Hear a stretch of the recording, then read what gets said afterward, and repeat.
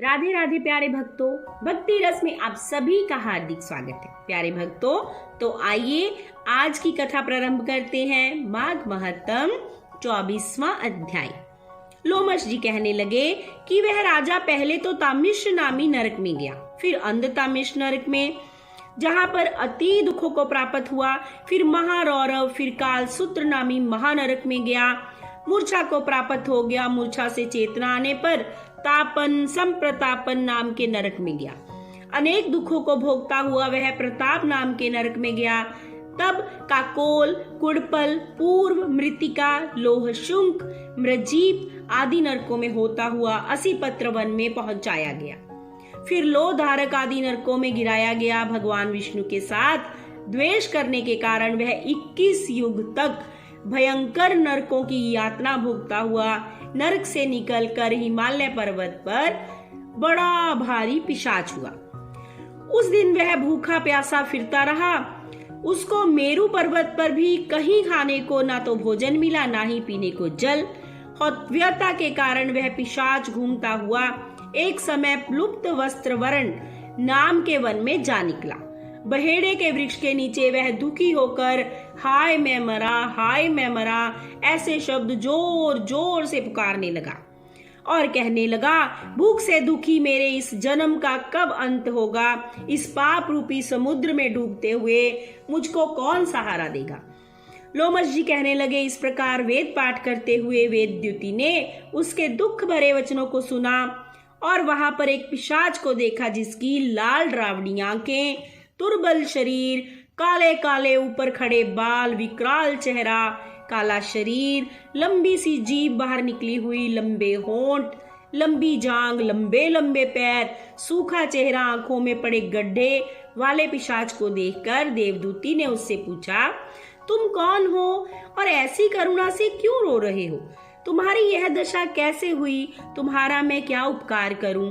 मेरे आश्रम पर आ जाने से कोई प्राणी दुखी नहीं रहता और वैष्णव लोग आनंद ही करते हैं। सो हे भद्र, तुम अपने इस दुख का कारण जल्दी से कहो, क्योंकि विद्वान मनोरथ पाने के लिए विलंब नहीं करते। ऐसे वचन सुनकर प्रेत रोना बंद करके विनीत भाव से कहने लगा, हे द्विज, किसी बड़े पुण्य में मुझको आपके दर्शन हुए हैं। बिना पुण्य के साधुओं की संगति नहीं होती। और उसने पहले जन्म का वृतांत कहा कि भगवान विष्णु के द्वेष के कारण मेरी यह दशा हुई है। जिसका हरि का नाम अति अंत समय में मनुष्य के मुख से निकल जाए तो मनुष्य विष्णु पद को प्राप्त हो जाता है। जो सबका पालन करते हैं उसी से मैं द्वेष कर बैठा। यह सब मेरे कर्मों का दोष है, जिसकी ब्राह्मण तप द्वारा प्रार्थना करते हैं। ब्रह्मादि देवता, सनकादि ऋषि जिसको मुक्ति के लिए पूजते हैं, जो आदि मध्य अंत में विश्व का विधाता और सनातन है, जिसका आदि मध्य और अंत नहीं है, उस भगवान के साथ मैंने द्वेष करने का पाप किया है। जो कुछ पुण्य मैंने किए होंगे पहले जन्म में, वह सब विष्णु की द्वेष रूपी अग्नि में भस्म हो गए। यदि किसी प्रकार मेरे इस पाप का नाश हो जाए तो मैं भगवान विष्णु के सिवाय किसी और देवता का पूजन नहीं करूंगा।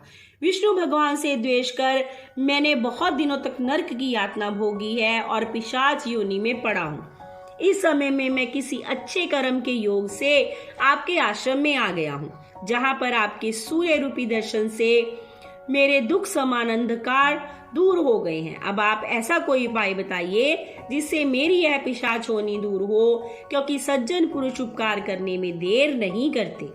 देवद्युति कहने लगे कि यह माया देवता, मनुष्य, असुर सबकी स्मृति को मोहित कर देती है, जिससे धर्म का नाश करने वाला द्वेष उत्पन्न हो जाता है। जगत के उत्पन्न करने, रक्षा करने और नाश करने वाले जो सब प्राणियों की आत्मा है, उनसे भी लोग द्वेष करते हैं।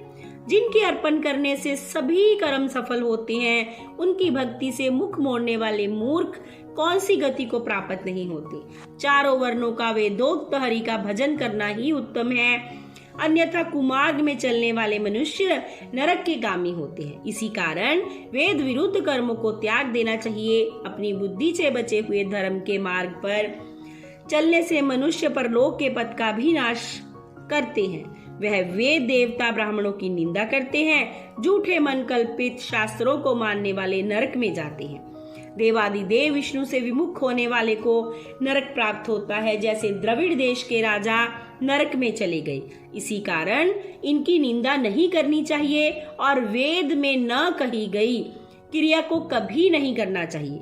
लोमश जी कहने लगे कि ऐसा कहने पर मुनि ने पिनाश को सुमार्ग बतलाया कि माघ मास में तुम प्रयाग में जाकर स्नान करो, उसे तुम्हारी वह पिशाच योनि समाप्त हो जाएगी।